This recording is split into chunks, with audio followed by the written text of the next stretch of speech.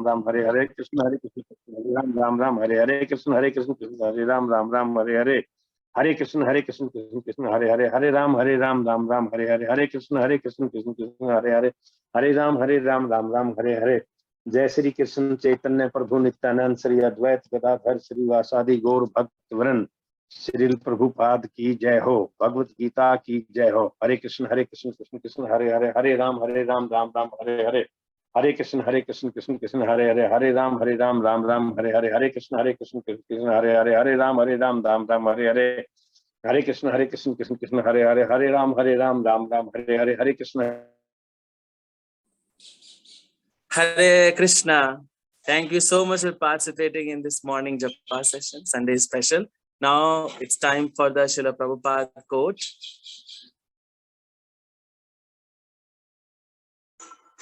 So today is May 8th and today's quote is, you have to make it public that I am going to have Garbhadan Samskar. It is not a secret thing. It is a ceremony. And then when she is pregnant, no more sex. No more sex means so long the baby is there 10 months and unless the child is grown up at least 6 months, no sex. That means once you have sex and then abstain for the 16 months. Rishikesha, May 8th, 1977. आपको हिंदी में अनुवाद है, आपको सार्वजनिक रूप से घोषणा करनी होगी कि मैं गर्भदान संस्कार करने जा रहा हूं। यह कोई गुप्त बात नहीं है, यह एक अनुष्ठान है। और जब स्त्री गर्भवती हो जाती है तो फिर सहवास बंद। सहवास बंद का अर्थ है जब तक कि बच्चे का जन्म नहीं होता है और जब तक वह कम से कम 6 महीने का नहीं हो जाता है। तो इसका अर्थ हुआ कि एक बार संभोग करने के पश्चात आप 16 महीने के लिए संभोग नहीं करते। ऋषिकेश 8 मई 1977। भक्ति वेदांत स्वामी श्रील प्रभुपाद की जय। Now I'm requesting His Grace Parmeshwar Hari Prabhuji to throw some light on today's quote. Hare Krishna. Hare Krishna. Your voice is there? Yes, Prabhuji. Yes, Prabhuji. हरे कृष्ण प्रभुपाद की जय। तो आज का जो कोट है वो श्री प्रभुपाद दो बहुत महत्वपूर्ण पर्पस से ये कोट को दे रहे हैं ना? पहला जो पर्पस है इस कोट के पीछे, दैट इज संस्कार। संस्कार इज वेरी इंपॉर्टेंट, है ना। एंड दूसरा पर्पस है कि गृहस्थ आश्रम में भी रिस्ट्रिक्शंस होती हैं, है ना। तो इन दोनों पर्पस से दे रहे हैं। तो श्री प्रभुपाद कह रहे हैं कि गर्भाधान संस्कार इज सो इम्पोर्टेंट, बहुत महत्वपूर्ण गर्भाधान संस्कार, है ना। आज के डेट में हर व्यक्ति, आजकल जैसे शादियों का सीजन चल ही रहा है, हर कोई कहीं ना कहीं शादी कर ही रहा है, मैरिज लाइफ में जा रहा है ना, फैमिली लाइफ में जा रहा है। बट ये फैमिली लाइफ में जो भी एंट्री कर रहा है व्यक्ति, वो एक्चुअली एनिमल फैमिली लाइफ में एंट्री करता है। मनुष्य की जो ये लाइफ है, जो मैरिज लाइफ है, ये नहीं है ना।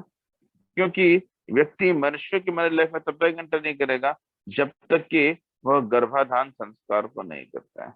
आजकल लोग सोचते हैं बस शादी करो, एंजॉय करो, 2 साल 3 साल 4 साल एंजॉय करो और उसके बाद फिर सोचा जाएगा तो बच्चे पैदा किए जाएंगे, और इसको जो है ऐसे प्रोसेस एंजॉयमेंट का पार्ट रखते हैं ना।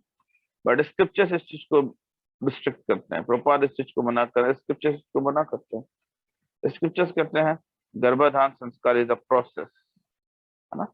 ये एक अनुष्ठान है, ये एक यज्ञ है ना। जैसे विवाह संस्कार क्या कोई अकेले में करता है, छुप करके करता है? नहीं करता है। विवाह एक संस्कार है, पब्लिक में करता है, लाखों करोड़ों रुपए खर्च करके करता है ना, कि देखो मैं विवाह कर रहा हूँ, है ना। सबको डिसाइड करके बताता है। और गर्भाधान संस्कार तो खैर कोई करता ही नहीं है ना, क्योंकि गर्भाधान संस्कार के नियम होते हैं। के नियम होते हैं कि आपको जो है जो गर्भाधान संस्कार है उसमें आपको सहवास करने से कम 15 दिन पहले तक आपको ब्रह्मचर्य का पालन करना पड़ेगा, है ना। उसके अलावा जो है आपको at least at the day of गर्भाधान संस्कार अब दोनों को, पति पत्नी को, दोनों को कम से कम 50 माला का जप करना, दोनों को 50 माला, एक साथ मिला के नहीं, 50 पति को 50 पत्नी को। देन उसके बाद मुहूर्त होता है, टाइम होता है, उसके अकॉर्डिंग किया जाता है। That is not a part of enjoyment, ये एंजॉयमेंट का पार्ट नहीं है। इसको डिक्लेयर करना चाहिए, today we are going to have a garbhadhan sanskar. उससे पहले जो है थोड़ा सा प्रेयर्स करने चाहिए, है ना, कीर्तन करना चाहिए, उसके बाद हमें करना चाहिए प्लानिंग। तो ये पब्लिक सेरेमनी है, पब्लिक में करना नहीं है, लेकिन information to all is very important.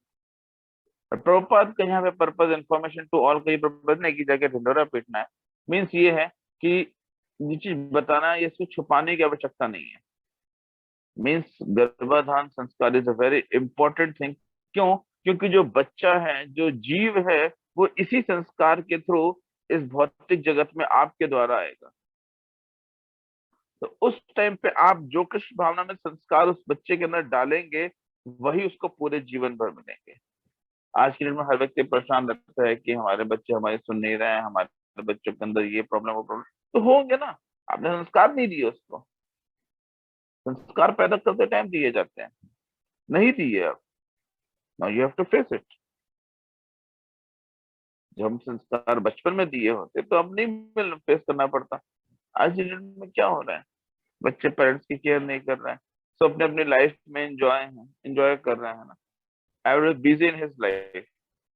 क्यों? क्योंकि वो संस्कार नहीं दिए गए।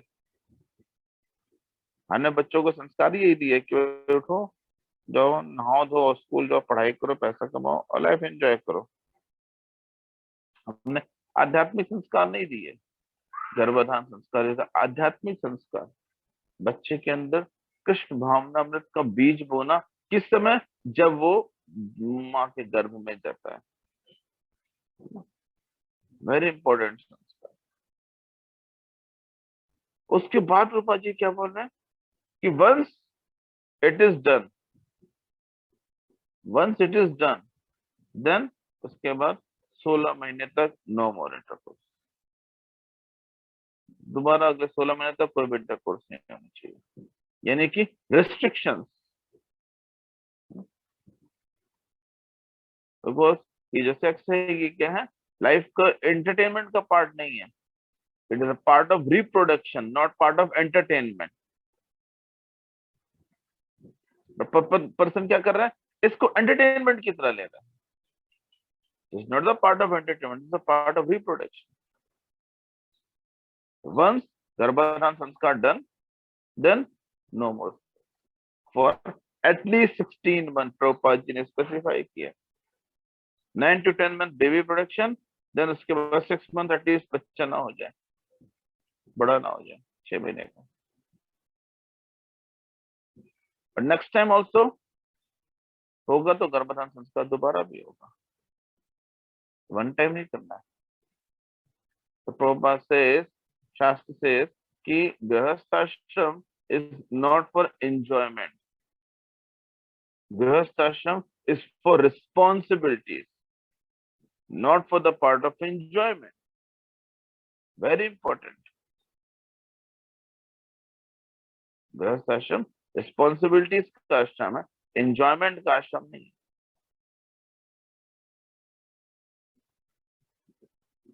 ये जो चीज है इसको प्रभुपाद यहाँ बताना चाहते हैं। Restrictions are very important. जब मानो जैसे मानो वैसे एंजॉय करो, नो, गृहस्थ आश्रम is not for this. Senses को नियंत्रण करना चाहिए। अगर हम सेंसेस को नियंत्रण नहीं करेंगे तो क्या होगा? हम गृहमैदी आश्रम में चले जाएंगे, गृहस्थ आश्रम में नहीं रह जाएंगे। गृहमैदी आश्रम का क्या हो गया? कृष्ण केंद्र बिंदु नहीं है, हम स्वयं उसके लिए, हम स्वयं उसको भोग करना चाहते हैं। Krishna is not the centre. इस प्रकार का जीवन क्या है? व्यर्थ है, एनिमल लाइफ है। हमें मनुष्य रहना है, अपनी इच्छाओं को नियंत्रित करना है। यदि हम इच्छाओं को नियंत्रित करेंगे तो क्या होगा? हम भक्ति में अच्छे से आगे बढ़ेंगे। Otherwise just like an animal life, हम मनुष्यों की तरह जीवन नहीं जी पाएंगे। कोई भी चीज करनी होती है उसको एक प्रोसेस से किया जाता है, संस्कार से किया जाता है। छोटे संस्कार में और भी संस्कार आते हैं, क्योंकि जो गर्भधारण संस्कार है ये बहुत महत्वपूर्ण है, जिसको कोई कर नहीं रहा है आज के डेट में। लेकिन एक वैष्णव को ये चीज करनी चाहिए, वेरी इंपॉर्टेंट। एक वैष्णव को यह चीज करनी चाहिए, नहीं करेगा तो उसकी चेतना, उसके पुत्र या पुत्री की चेतना कैसी होगी, इसी प्रकार की होगी। बच्चे की चेतना को शुद्ध करना बहुत आवश्यक है, उसके लिए हमें डे 1 से प्रैक्टिस करनी पड़ती है।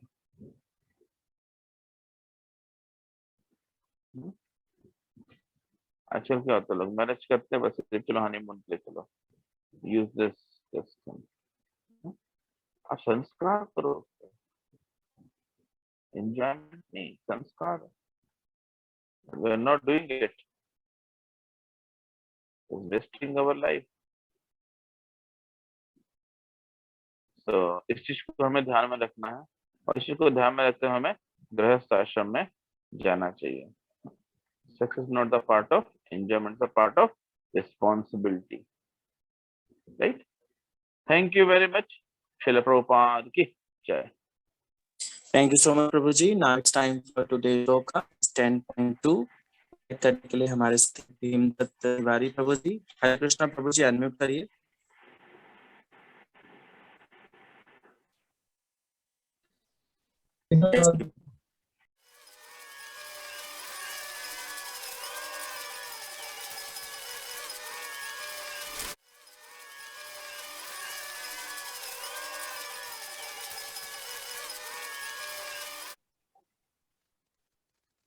Okay. थैंक यू माता जी। So, क्या बता रहा था? हाँ, तो भगवान क्या बता रहे हैं?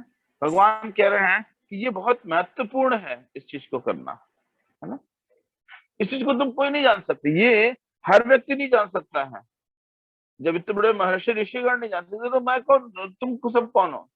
देवी देवता महर्षिगण तो कभी जान ही नहीं पाए, तो मनुष्य क्या जानेगा कि हर चीज का कारण कौन है?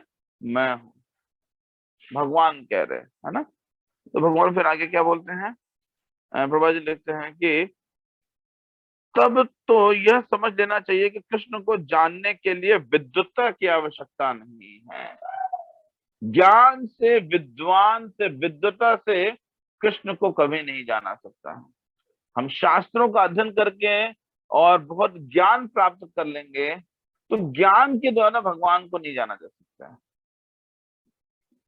शास्त्रों का अध्ययन करना है, आवश्यक है, लेकिन शास्त्रों के अध्ययन से हम भगवान को जान पाए, ऐसा आवश्यक नहीं। अब जैसे संभव ही नहीं है। शास्त्रों से हम भगवान के बारे में कब जान पाएंगे? जब हमको भगवान पे फेथ होगा। लेकिन हमें भगवान पे फेथ ही नहीं है, तो फिर हम ज्ञान के द्वारा भगवान को कभी नहीं जान सकते। हम ये सोचे कि हम बुक्स को पढ़ लेंगे, शास्त्रों को पढ़ लेंगे, कृष्ण को जान जाएंगे, नहीं। कृष्ण को जानने के लिए सबसे महत्वपूर्ण क्या है? फेथ, श्रद्धा। आदो श्रद्धा साधु संग भजन क्रिया अनर्थ निवृत्ति। श्रद्धा सबसे महत्वपूर्ण चीज है, जिसके बाद यदि आप शास्त्रों का अध्ययन करते हैं, तो फिर हम भगवान को जान पाएंगे, अदरवाइज कोई स्कोप नहीं है। श्रद्धा ज्ञान से ऊपर होता है। बहुत ज्ञान है, श्रद्धा नहीं है, कुछ नहीं हो सकता। श्रद्धा है, ज्ञान नहीं है, फिर भगवान को जान जाएंगे, है ना? ज्ञान बहुत है, श्रद्धा नहीं है, भगवान को नहीं जान सकते। श्रद्धा है, ज्ञान नहीं है, भगवान को जान सकते हैं। श्रद्धा is the basic cause. No Krishna, who is Krishna? Krishna कौन है, कैसे जानेंगे? श्रद्धा के द्वारा जान सकते हैं, है ना? उसके बाद प्रभा जी लिखते हैं, बड़े बड़े देवताओं और ऋषियों को मानसिक चिंतन द्वारा कृष्ण को जानने का प्रयास किया, किंतु जान नहीं पाए।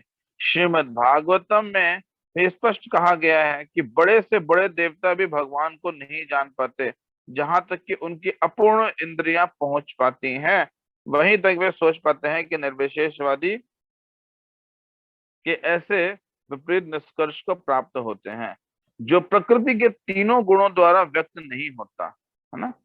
क्या बता रहे हैं तो जी, क्या बता रहे हैं, कह रहे हैं कि जो व्यक्ति, जो ऋषि मुनि है या देवता गण है, वो क्या, क्योंकि उनका ज्ञान जो है संकुचित है। क्यों संकुचित है? क्योंकि वो देखो, अपूर्ण इंद्रियों में जीव भी है, अपूर्ण इंद्रियों के वो भी है, वो भी उनकी इंद्रिया में पूर्ण नहीं है। पूर्ण इंद्रिया किसकी है? सिर्फ भगवान। क्यों? पूर्णमिदं पूर्णमिदं पूर्णादि पूर्णमुदच्यते पूर्णस्य पूर्णमादाय पूर्णमेवावशिष्यते। सिर्फ भगवान का सब कुछ पूर्ण है, बाकी इस भौतिक जगत में किसी का कुछ भी पूर्ण नहीं है। हर चीज क्या है? अपूर्ण है, इनकम्प्लीट है। और उसी इनकम्प्लीट अपूर्ण इंद्रियों के साथ में व्यक्ति, जैसे मनुष्य थोड़ा सोच पाता है, देवी देवता ऋषि का थोड़ा ज्यादा सोच पाते हैं, बट परफेक्ट नहीं सोच पाते। वो भी परफेक्ट कैसे सोच पाएंगे? ये लिखा है प्रभुपाद जी ने आगे। कैसे, क्या लिखा है? नहीं, हाँ, जो प्रकृति के तीनों गुणों से व्यक्त नहीं होता, या कि वे मन चिंतन द्वारा कुछ कल्पना करते हैं, किंतु इस तरह से मूर्खतापूर्ण चिंतन से कृष्ण को नहीं समझा। क्यों? क्योंकि जो भी, चाहे देवी देवता हो चाहे ऋषि गण, वो क्या है? वो तीनों गुणों के बंधे हुए हैं, है ना। सतोगुण रजोगुण तमोगुण बंधे हुए हैं। तो इन तीनों गुणों में जो बंधा होगा, वो क्या कर सकता है? वो भगवान को नहीं समझ सकता, वो भगवान को जान नहीं सकता है कि कृष्ण कौन है ना। यहाँ पे भगवान अप्रत्यक्ष रूप से यह कह रहे हैं कि यदि कोई परम सत्य को जानना चाहता है तो लो, मैं भगवान के रूप में यहाँ हूँ, मैं परम भगवान हूँ। मनुष्य को चाहिए कि इसे समझे। यद्यपि अचिंत भगवान को साक्षात रूप में कोई नहीं जान सकता, तो भी वे विद्यमान रहते हैं। देखिए, यहाँ भगवान क्या बोल रहे हैं, यदि तुमको समझना है, तुमको जानना है, तो जानो कौन? मैं भगवान हूँ। हम क्या करते हैं? हम भगवान पे, जब भगवान के बारे में श्रवण होता है ना, तो क्या करते हैं? हम फिलॉसफी से ज्यादा भगवान पे डाउट करते हैं। भगवान ने ऐसा क्यों किया? भगवान ने ये लीला क्यों करी? भगवान का इसके पीछे करने का क्या कारण था? भगवान को ये करना जरूरी था क्या? ये जरूरी नहीं था क्या? है ना। क्या हमें भगवान पे श्रद्धा नहीं है, फेथ नहीं है। भगवान पे फेथ होना बहुत आवश्यक है। तो जो भक्त होता है, वो जानता है कि हाँ, ये भगवान ने किया, तो ये भगवान ने किया। अब भगवान ने ये क्यों किया? क्योंकि ये भगवान की मर्जी है। भगवान हमारे द्वारा बनाए गए नियमों पे नहीं चलेंगे। ये भगवान की इच्छा है। भगवान ने, क्योंकि कहते हैं कि भगवान ने कृष्ण का जन्म क्यों लिया, भगवान ने पूतना का वध क्यों किया, भगवान ने अर्जुन को ये क्यों किया, भगवान ने दुर्योधन को क्यों मारा। अरे भगवान की मर्जी है, उनकी मर्जी, वो मारेंगे। उनकी मर्जी है, वो उसको जहां तक लेके जाना चाहे वहां तक लेके जा सकते हैं। उनकी मर्जी मनुष्य रूप में, उनकी मर्जी शुक्र रूप में, उनकी मर्जी नरसिंह रूप में है। भगवान हमारे नियमों के बंधे नहीं है। लेकिन जो विद्वान होता है, जो ज्ञानी होता है, वो उसकी सूक्ष्मता को लेंस लगा के ढूंढता है शास्त्र में, कौन सा श्लोक मिलेगा जिससे जो है मैं देख सकता हूँ ये ऐसा हो सकता है, ये वैसा हो सकता है। अरे मूर्ख को, भगवान उस चीज के लिए नहीं है। भगवान को हम सिर्फ श्रद्धा से समझ सकते हैं, श्रीमद् भागवतम को समझ सकते हैं, भगवत गीता से समझ सकते हैं, लेकिन श्रद्धा होगी। भागवतम भगवत गीता को तब तक समझ में नहीं आएगी जब तक हम भागवतम भगवत गीता को ज्ञान के रूप में जानने का प्रयास करेंगे। ज्ञान की पुस्तक है भागवतम भगवत गीता, भगवान से संबंध स्थापित करने की पुस्तक है, संबंध, प्रेम संबंध स्थापित करने की पुस्तक है, ज्ञान की पुस्तकें नहीं। ठीक है, ज्ञान होता है, हमें ज्ञान की पुस्तकें हैं, बट बेसिक पर्पस क्या है? To create the relationship with the Lord. अन्य शास्त्र है, अन्य पुराण है, आपको ज्ञान प्राप्त करना, अन्य शास्त्र अन्य पुराणों में ज्ञान प्राप्त करो। भागवतम संबंध स्थापित करने, संबंध अभिधेय प्रयोजन बताता है भागवतम। भागवतम का पर्पज ये संबंध अभिधेय प्रयोजन को बताना। किसके साथ? भगवान के साथ। कैसे स्थापित करें हम इस अभिधेय को, इस संबंध को कैसे स्थापित करें हम? यह भगवान का कार्य, और ये चीज हम शास्त्रों से भगवत गीता से, श्रीमद् भागवतम से समझ सकते हैं, है ना। वास्तव में हम सच्चिदानंद रूप कृष्ण को तभी समझ सकते हैं जब भगवत गीता तथा भागवतम में उनके वचनों को पढ़ें, जो भगवान की अपार शक्ति हैं। उन्हें ईश्वर की अनुभूति किसी शासन करने वाले शक्ति निर्विशेष ब्रह्म रूप में नहीं होती है, किंतु भगवान को जानने के लिए दिव्य स्थिति की में होना आवश्यक है। भगवान को जानना है तो दिव्य स्थिति। दिव्य स्थिति क्या हो गई? भक्ति। ज्ञान के द्वारा भगवान को जाना, भक्ति के द्वारा। भक्ति क्या है? प्रेम। प्रेम मीन्स सेवा। भक्ति क्या है? सेवा है। सेवा कैसी होती है? अहेतु की अप्रतिहता, ये आत्माना से दुर्लभ है ना। अहेतु की होती है, अनमोटिवेटेड, अनइंटरप्टेड, है ना। Loving devotional service must be unmotivated, uninterrupted. ये भक्ति होती है, और इसी से हम कृष्ण को जान सकते हैं। यदि हमें कृष्ण को जानना है तो हम भक्ति से कृष्ण को जान सकते हैं, ज्ञान से नहीं जान सकते, सिर्फ भक्ति से जान सकते हैं, राइट। द लास्ट पैराग्राफ में पाजी लिखते हैं, क्योंकि अधिकांश लोग कृष्ण को उनके वास्तविक रूप में नहीं समझ पाते, अतः वे अपनी अहेतु की कृपा से ऐसे चिंतकों पर दया दिखाने के लिए अवतरित होते हैं। देखिए तो जी क्या बताते हैं, क्योंकि लोग भगवान को वास्तविक रूप में नहीं जान पाते हैं कि कृष्ण है कौन। 99.9% लोग क्या सोचते हैं कि कृष्ण 5000 वर्ष पूर्व आए, विष्णु के अवतार थे और आए और वध किए और ये किए, रासलीला किए, उसके बाद चले गए और एक भेली ने तीर मारा, मर गए, चले गए। महामूर्ख।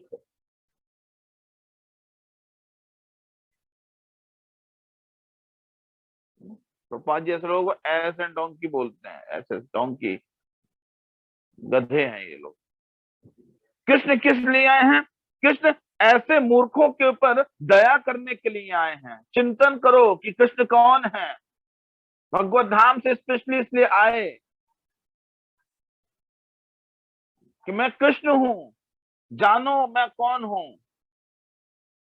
इसलिए भगवान ने अद्वितीय लीलाएं की, हमारी समझ से परे की लीलाएं करी, ताकि हम भगवान के इस समझ से परे के कार्य को स्वीकार कर सके। Krishna can do this only, nobody can else do this. तो भगवान ही ये कर सकते हैं और कोई कर ही नहीं सकता। किसी और के औकात की बात ही नहीं है ये सब चीजें करना। यही बताने के लिए भगवान स्वयं आए। लेकिन फिर भी हम नहीं जा होंगे, भगवान ने गोकुल में जन्म लिया, वो उनके गर्भ से निकले, फिर वो वहां चले गए। अरे वो लीलाएं की भगवान ने, लेकिन किस लिए की? हमारे जैसे मूर्खों को बताने के लिए कि भगवान जब गोकुल से वहां वृंदावन से गोकुल भी जा सकते हैं बिना किसी कुछ किए, गर्भ भी ट्रांसफर कर सकते हैं, 3 दिन के एज में जो है पूतना का वध कर सकते हैं बिना किसी औजार शस्त्र के। और कृपा के द्वारा भगवान जो उनका वध करने आया है 3 दिन के एज में, जो उनका वध करने आया है उसको भी मातृ का, धात्री का रूप देते हैं, रेपुटेशन देते हैं, वैल्यू देते हैं। कृष्ण है ये। यही चीज हम नहीं समझ पा रहे हैं और हम क्या पूजा पाठ ध्यान उसमें लगे हुए हैं, लेकिन कृष्ण की वैल्यू, कृष्ण का संबंध, कृष्ण का सेवा संबंध स्थापित नहीं कर पा रहे हैं। ये सेवा संबंध स्थापित करना बहुत आवश्यक है, इसीलिए ये श्लोक बहुत महत्वपूर्ण है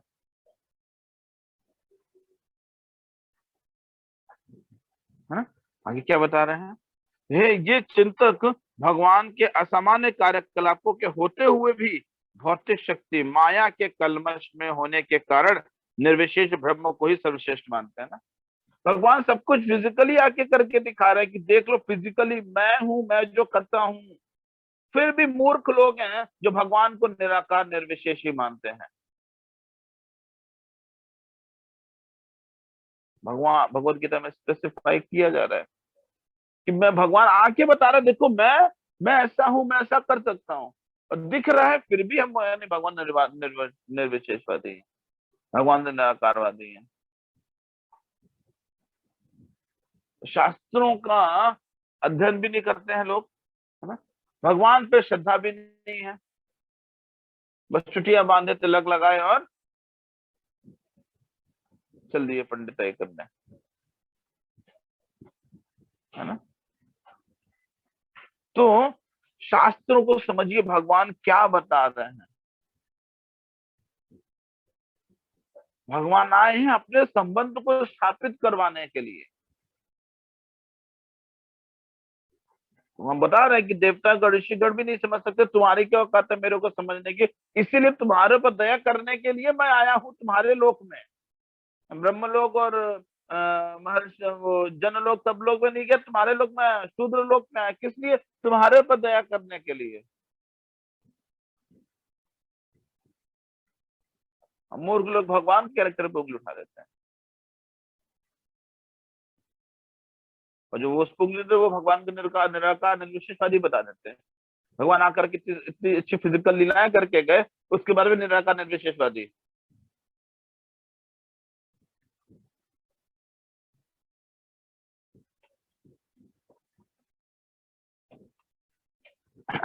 केवल भक्तगण ही जो भगवान को शरण पूर्णता ग्रहण कर चुके हैं, भगवत कृपा से समझ पाते हैं कि कृष्ण सर्वश्रेष्ठ हैं। सिर्फ भक्त ही जान सकते हैं कि कृष्ण सर्वश्रेष्ठ हैं। भौतिक व्यक्ति नहीं जान सकता है कि कृष्ण सर्वश्रेष्ठ हैं। मायावादी नहीं जान सकता है कि कृष्ण सर्वश्रेष्ठ है। जो भगवान के रूप को स्वीकार करता है, जो भगवान के रूप गुण लीला स्मरण करता है, जो भगवान की इन कथाओं को अपने जीवन में उतारने का प्रयास करता है, जो इन कथाओं से जो भी टीचिंग निकल रही है उससे भगवान को स्मरण करता है, उनकी सेवा और उनके प्रति अपने भाव को व्यक्त करता है, उनके प्रति अपने जो प्रेम है उसको व्यक्त करता है, कृष्ण के प्रति जो प्रेम है उसको व्यक्त करता है, वो व्यक्ति कृष्ण को जान सकता है। और भगवान एक बार नहीं फिर दोबारा आए, पहले 5000 साल पहले आए, फिर 500 साल पहले दोबारा आए, कह रहे देखो मूर्खों को, ये लोग फिर मेरे को नहीं समझ रहे, चलो भैया एक बार और होकर के आए थे, शायद दोबारा समझाने पे रिवीजन क्लास करा ले तो शायद हो जाएगा। भगवान की रिवीजन क्लास को भी लोग नहीं समझ पाए। एक बार पूरा भगवान ने सिलेबस करा दिया, फिर रिवीजन क्लास कराई, चैतन्य महाप्रभु के रूप में, गौरांग महाप्रभु के रूप में आए और रिवीजन क्लास कराई कि देखो मैं कृष्ण हूं, करो इसको। लेकिन फिर भी मूर्ख नहीं समझ पाया, भगवान को निराकार निर्विशेषवादी समझते, और भगवान ने निर्विशेषवाद का पूर्ण खंडन कर दिया जब महाप्रभु के रूप में मायावादी हो ही सर्वनाश। फिर भी हम नहीं समझ पा रहे हैं कि कृष्ण क्या चाह रहे हैं हमसे, और हम कृष्ण को जज कर रहे हैं कि कृष्ण ये है, कृष्ण वो है, कृष्ण निर्विशेषवादी है, कृष्ण ब्रह्मवादी है, निराकारवादी है, ऐसे है वैसे है, महापुरुष है, ये है वो है, मूर्खों की तरह। लेकिन भगवान को सिर्फ और सिर्फ शुद्ध भक्ति के द्वारा, भगवत कृपा के द्वारा, भक्ति के द्वारा, भगवत कृपा के द्वारा, भक्त की कृपा के द्वारा ही जाना जा सकता है, और कोई तरीका नहीं है। भक्त की कृपा के बिना कृष्ण को जानना, कृष्ण को समझना, कृष्ण की सेवा करना, कृष्ण से प्रेम संबंध स्थापित करना असंभव है। इसीलिए हमको श्रील प्रभुपाद की शरणों की आवश्यकता है। श्रील प्रभुपाद की शरण लेना बहुत आवश्यक है, इसीलिए क्योंकि वो हमें भगवत कृपा से ही प्राप्त होंगे। कृष्ण हमें भगवत कृपा से प्राप्त होंगे, कृष्ण हमारे ज्ञान के द्वारा हमें प्राप्त नहीं होंगे। लेकिन हम अपने भौतिक जीवन में व्यस्त हैं कि भगवत कृपा लेना कहाँ चाहते हैं, लेने नहीं चाहते भगवत कृपा। लास्ट वो बात क्या बताते हैं, भगवत भक्त निर्विशेष ब्रह्म की परवाह नहीं करते, वे अपनी श्रद्धा तथा भक्ति के कारण परमेश्वर की शरण ग्रहण करते हैं और कृष्ण की अहेतु की कृपा से ही उन्हें समझ पाते हैं, अन्य कोई उन्हें नहीं समझ पाता, है ना। अतः बड़े से बड़े ऋषि भी स्वीकार करते हैं कि आत्मा तथा परमात्मा तो वह है जिसकी हम पूजा करते हैं, है ना। तो बड़े से बड़े ऋषि मुनि क्या है? आत्मा परमात्मा में और क्या है? ब्रह्मवाद निराकारवाद में लगे होते हैं। लेकिन जो भक्त होता है वह भगवान को पूर्ण रूप से जानता है। क्यों जानता है? क्योंकि वह भगवान की कृपा पे और भक्त की कृपा पे निर्भर होता है ना। तो वो कृपा के कारण भगवान को जान पाता है ना। प्रेम संबंध के कारण भगवान को जान पाता है। भगवान के आदेशों का पालन करके भगवान को जानता है।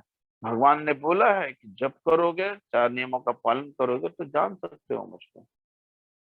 बहुत बड़ा योग अनुष्ठान और पूजा पाठ करोगे उससे मुझे नहीं जान सकते। सिर्फ और सिर्फ प्रेम से मुझको जान सकते हैं। How to do that love? Just by serving the spiritual master. गुरु को कृपा करना, गुरु की सेवा करना, गुरु की कृपा से, भगवत भक्त की कृपा से हम कृष्ण को आसानी से जान सकते हैं। Thank you very much. Srila Prabhupada की जय। थोड़ा सा लंबा हो गया एक्सप्लेनेशन, क्षमा करें। Hare Krishna. Thank you so much Prabhu ji. सो कल का श्लोक रहेगा 10.3, is it Prabhu ji? Yes sure. और 10.3 रिसाइट करने का मौका मिलेगा इंदु सोलंकी माता जी को। हरे कृष्ण माता जी, कल का श्लोक आप रिसाइट करोगे? इंदु हरे सोलंकी माता जी। प्रभु जी। ओके हाँ माता सर, जी, कल का बिल्कुल। श्लोक आपका रहेगा। एंड कल के जप की अगर हम बात करें तो कल का जप कराएंगे दुर्गेश मिश्रा प्रभु जी।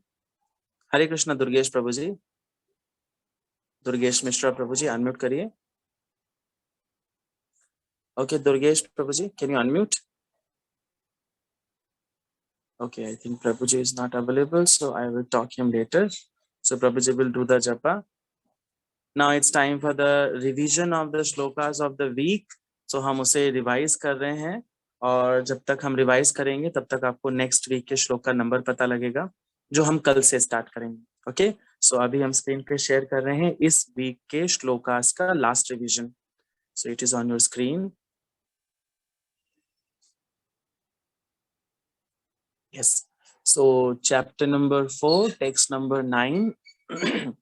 Janma karma cha me divyam evam yo veti tattvata tyaktva deham punarjanma naiti mameti so arjuna. Janma karma cha me divyam evam yo veti tattvata tyaktva deham punarjanma नैति मामेति सो अर्जुना। जन्म कर्म च मे दिव्यम एवं यो वेत्ति तत्वतः त्यक्त्वा देहं पुनर्जन्म नैति मामेति सो अर्जुना। Text number 10। वीतराग भया क्रोधा मन्मया मामुपाश्रितः बहवो ज्ञान तपसा भूतमद्भावमागतः। वीतराग भया क्रोधा मन्मया मामुपाश्रितः बहवो ज्ञान तपसा भूतमद्भावमागतः। वीतराग भया क्रोधा मन्मया मामुपाश्रितः बहवो ज्ञान तपसा भूतमद्भावमागतः। श्रीमद् भगवद गीता यथारूप की जय। श्रील प्रभुपाद की जय। Yes Prabhu, so what would be the next shloka is 4.13. चतुर्विधा भजन्ते चतुर्वर्णा मैथ सिस्टम गुण कर्म विभागश। 4.32 13 okay Prabhu ji, so it would be 4.13 okay, ठीक है। so चतुर्वर्णा मैथ सिस्टम गुण कर्म विभागश तस्य कर्तामपि मां विद्वत कर्ता अमव्ययम्। ओके, सो इसका रिवीजन हम नेक्स्ट वीक से स्टार्ट करेंगे, तो शेयर भी स्क्रीन पर ये नेक्स्ट वीक से ही होगा। इस वीक का तो श्लोका बस यही 2 रहेंगे, सो मंडे से रिवीजन हम स्टार्ट करेंगे। Now it's last but not the least part of the session, and आज का सेशन बहुत इंटरेस्टिंग रहता है। आप जानते हैं कि आज जो जप कराता है उसे अपनी कृष्णा कॉन्शियसनेस स्टोरी सुनाने का मौका मिलता है। सो आज हमारे बीच में एक बहुत शुद्ध भक्त हैं, बहुत रियलाइज सोल है। प्रभु जी डॉक्टर हैं पेशे से और बहुत लोगों का चैरिटी में इलाज करते हैं। हमारे साथ कार्तिक यात्रा में वृंदावन में गए थे।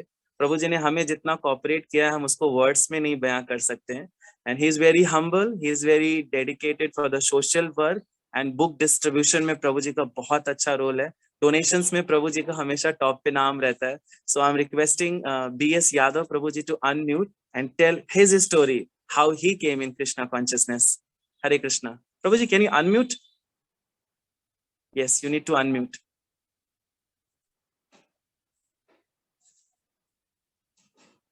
Hare Krishna. हाँ Prabhu ji, Hare Krishna. Hare Krishna. Yes, Prabhuji, we are eager to listen your story. Hare Krishna. Thank you Prabhu ji, thank you Prabhu ji. Prabhu ji, मैं बड़े हम्बल बैकग्राउंड से हूँ। एक किसान के परिवार में उत्पन्न हुआ। तो वहां से हम जब स्कूल जाते थे तो बहुत मतलब स्कूल सिर्फ 5th क्लास तक होता था हमारे गांव में। तो 7-7 किलोमीटर, एक बार शुरू में गए 7 किलोमीटर स्कूल में जाते थे, 12 किलोमीटर पैदल चल के जाते थे, कोई ऐसा साधन नहीं होता था।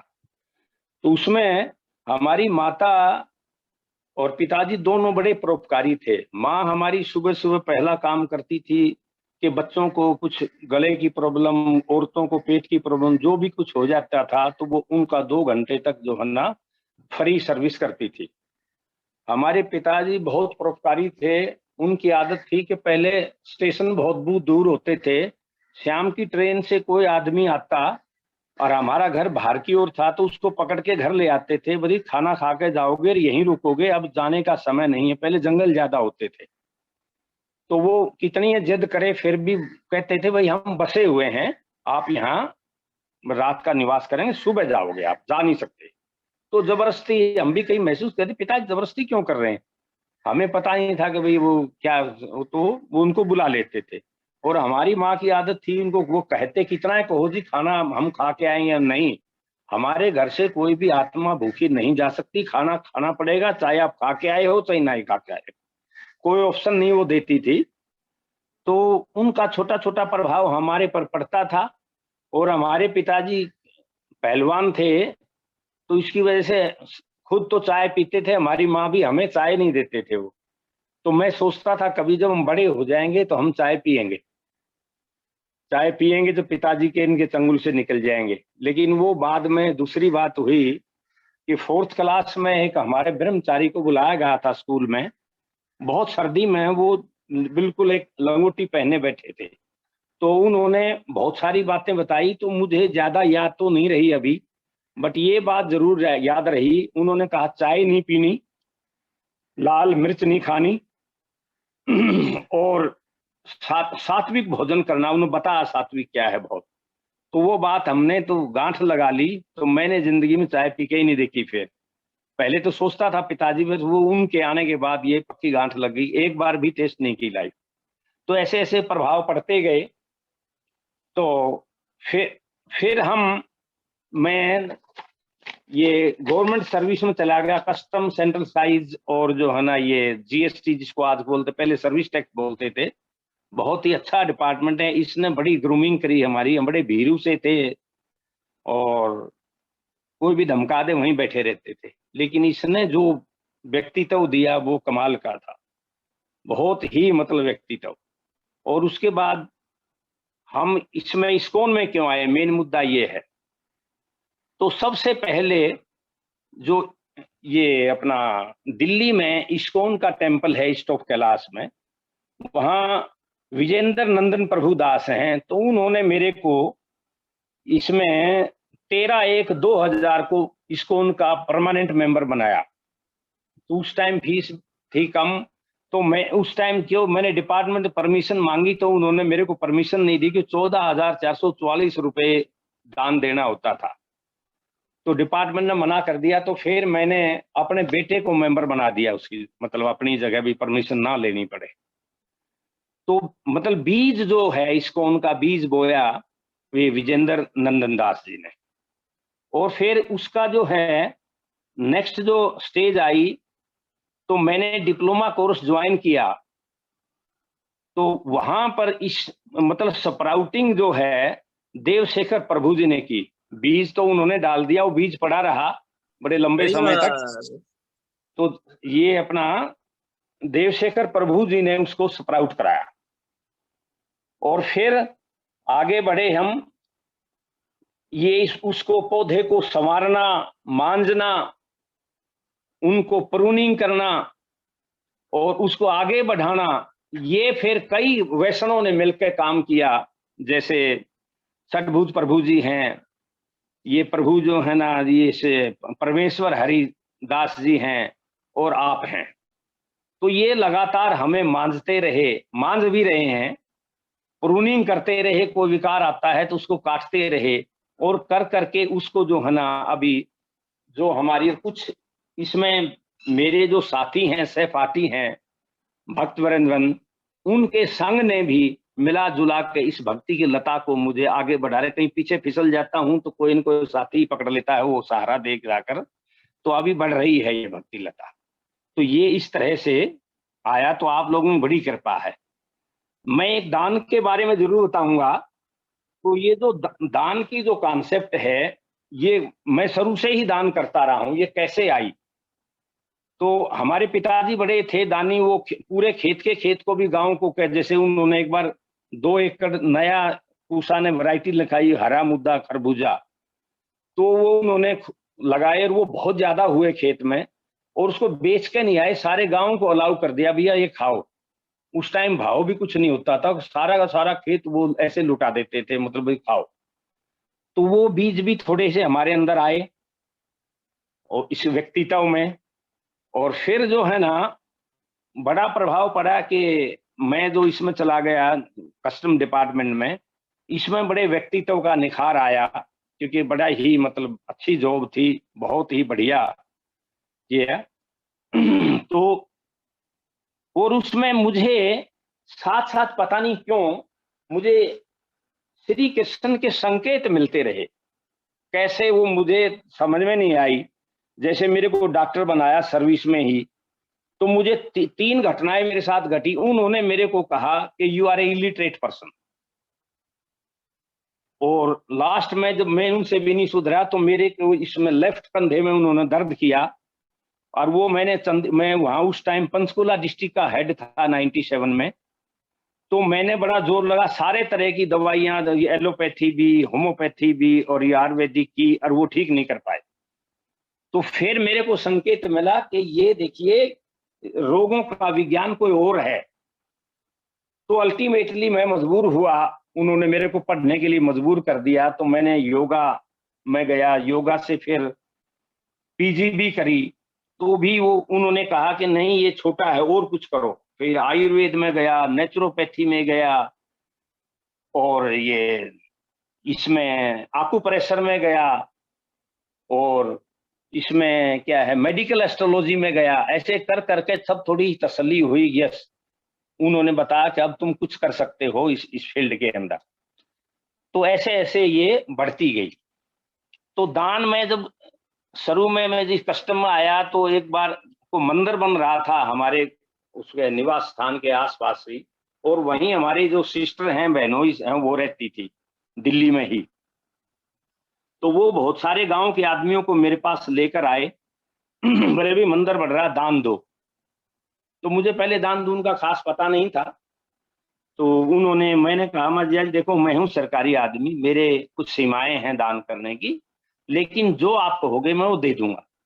अब ये कहने से मैं उसमें फंस गया, क्योंकि जबान हारी नहीं हो सकता, जो मर्जी आई हो जाए, कितना नुकसान हो जाए।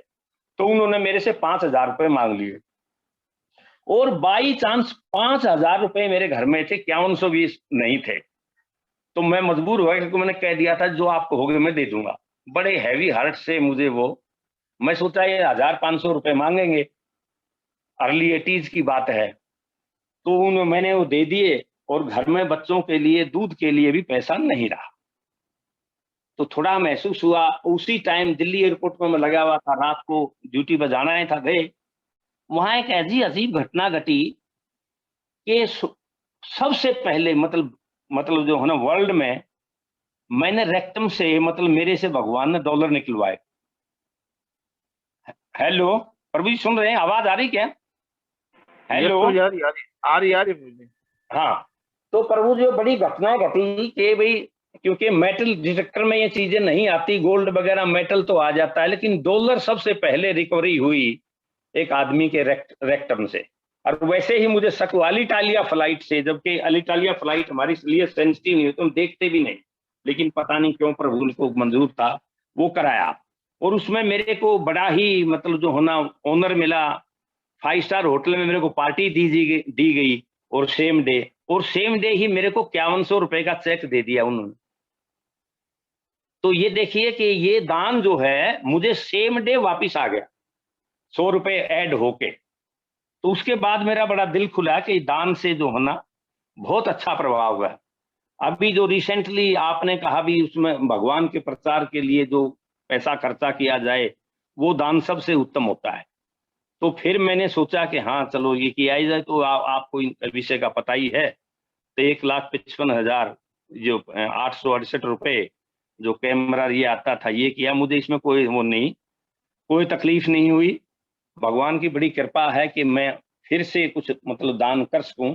और मैं तो सभी को कहूंगा, अब जैसे जैसे भगवत गीता कहती है कि अपनी आय का 50% देना चाहिए। 50 तो हम नहीं दे पाते, मुझे तो लगता है 10% भी नहीं दे पाते, लेकिन थोड़ा थोड़ा हम ये प्रयत्न करें, थोड़ा थोड़ा प्रयत्न करें दान देने का, तो ना तो हमें नुकसान होता, बिल्कुल नुकसान नहीं होता दान देने से। वो किसी न किसी साधन से वापिस हमारे पास आ जाता है।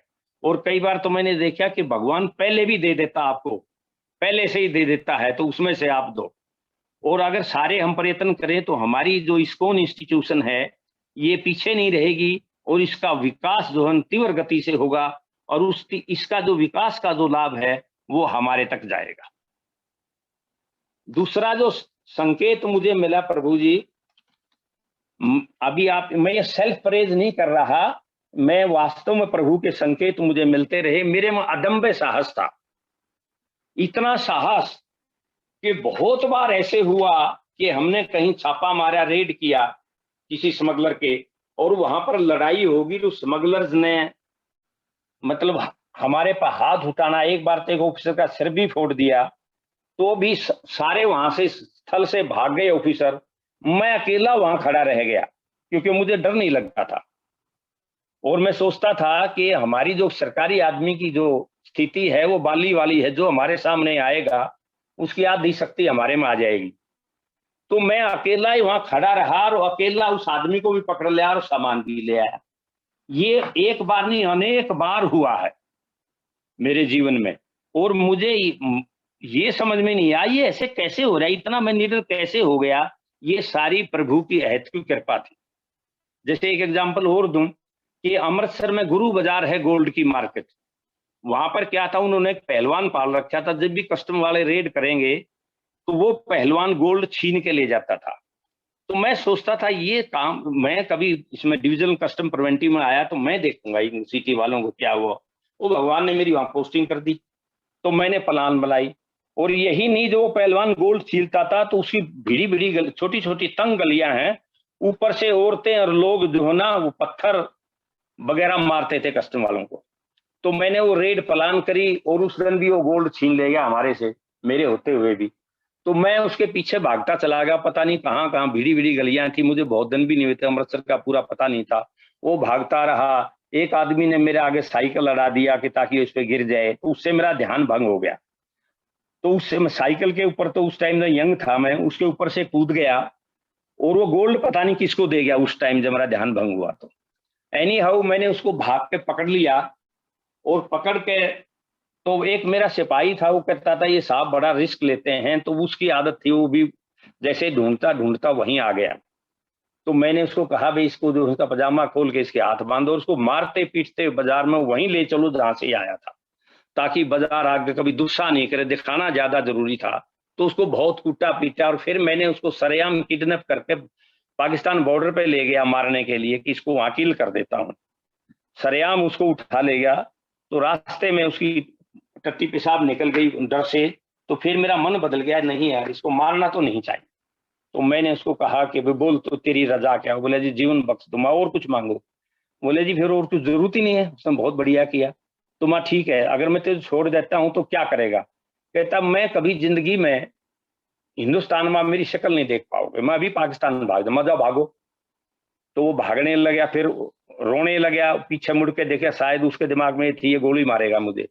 मैंने गोली नहीं मारी, मुझे भी, मैं क्षत्रिय हूँ, मैंने कह दिया तो कह दिया, मैं गोली नहीं मारूंगा और तुम भाग जाओ। और वो पाकिस्तान भाग गया और कुछ नहीं हुआ। ये ऐसे ऐसे किस्से, बॉम्बे में गया तो वहां भी हुए, सारे ये हुए। तो मुझे बड़ी क्लियर कर, जो मुझे, मैं इसकी भगवान की है तो की कृपा मानता हूं, वरना अकेले आदमी में इतनी निडरता नहीं हो सकती प्रभु। तो भगवान की ये बड़ी कृपा रही, और आप लोगों की अब मुझे डायरेक्ट कृपा मिल रही है। मेरे जितने सहपाठी हैं सारे मैंने देखा मेरे से ऊपर हैं, मैं नाम नहीं लेता, तो सारे मतलब जो है ना कहीं न कहीं सर्विस कर रहे हैं, बहुत दान भी दे रहे हैं, भक्ति को बहुत आगे बढ़ा रहे हैं। जिन्होंने भागना तो वो भाग गए।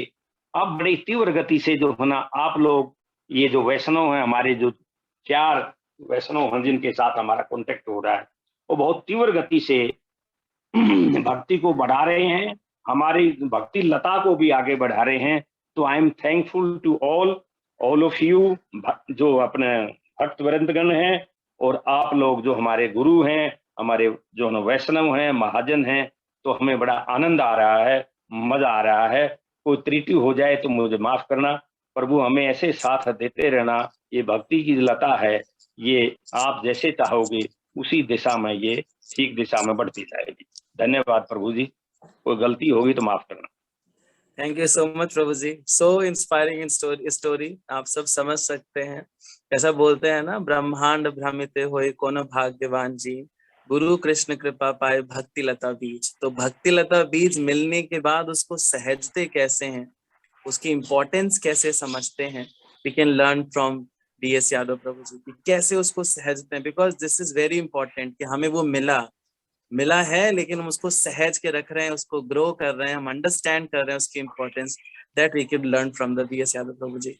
So now I'm requesting His Grace Parmeshwar Hari Prabhuji to say some transcendental experiences and blessing words for Prabhuji. Hare Krishna. प्रभु जी बहुत धन्यवाद। आपका जो एक्सपीरियंस था उसमें 2-3 चीजें बहुत इंटरेस्टिंग थी, है ना। एक तो जो भगवान की अहेतु की कृपा है, एग्जैक्टली भगवान की अहेतु की कृपा के कारण, मतलब कोई भी प्रभुपाद जी ने जो कार्य किया वो कैसे किया, भगवान की अहेतु की कृपा। भगवान के जो शुद्ध भक्त होते हैं ना, उनको भगवान की अहेतु की कृपा होती है। तो इसी प्रकार से यदि कोई भक्ति करने का प्रयास भी करता है या भक्ति करने की इच्छा भी करता है ना, तो उसको भगवान अदम्य साहस देते हैं। क्यों? क्योंकि भगवान की अहेतु की कृपा होती है। उसके अलावा जो दूसरा बहुत इंटरेस्टिंग पॉइंट आपने बताया कि अगर हम जितना भगवान को दान देते हैं, जैसे आपने दिया, आपको सेम डे उतना रिवॉर्ड मिल गया। तो ये फैक्ट है, ये फैक्ट है। हम भय में रहते हैं, इसीलिए हमें रिवॉर्ड नहीं मिलता। यदि हम भगवान से साहस करें और भगवान की सेवा में कुछ चीज रखते हैं ना, तो वो कई गुना ज्यादा बढ़ करके हमको उसका रिवॉर्ड मिलता है। जैसे प्रसाद होता है, हम प्रसाद भगवान को भोग लगाते हैं, हमने सारा पाप करके पेड़ पौधों को काटा, भगवान को भोग लगाया, और उसको भगवान ने प्रसाद के रूप में, अमृत के रूप में हमको वापस प्रदान किया। हाँ? तो भगवान हम कभी भी हमसे कुछ लेते नहीं, हमेशा हमको देते हैं। Never takes anything from us. तो ये हमारा डाउट रहता है कि कहीं मैंने अगर इसका दे दिया तो कैसे ना कि मेरा कुछ निकल जाए हाथ से, है ना। नहीं, ऐसा नहीं होता है। तो ये आपने बिल्कुल अच्छा एक्सपीरियंस बताया है, बहुत सही एक्सपीरियंस है। और आपका जो लाइफ है बहुत अच्छी रही, लेकिन आप भक्ति बहुत अच्छे से कर रहे हो, प्रीचिंग बहुत अच्छे से कर रहे हो, और जब साधना भी अच्छे से करते हैं ना। और आप इसको ऐसे कंटिन्यू रखिए प्रभु जी, और प्लीज कृपा बनाए रखें, संग बनाए रखें। अयोध्या में आपसे मिलते हैं यात्रा में। आप यात्रा में भी जो है, इस बार भी अयोध्या में भक्तों के हेल्थ का डिपार्टमेंट आप संभाल रहे हो। हरिवाल। आप भक्तों की हेल्थ केयर तो मुझे संभालेंगे वहाँ पे, उसके बहुत thank you Prabhu ji. Hare Krishna. Thank you so much Prabhuji, thank you so much. अभी So now it's time for the most favorite part of the session which comes once in a week, that is to ask questions. आज आपके पास पूरी opportunity है, आप जी भर के पूरे हफ्ते के सवाल पूछ सकते हैं। Over to His Grace परमेश्वर प्रभु जी। हरे कृष्णा प्रभु जी। हरे कृष्णा। यस भीमदत्त प्रभु जी, अनम्यूट करिए। हरे कृष्णा प्रभु जी।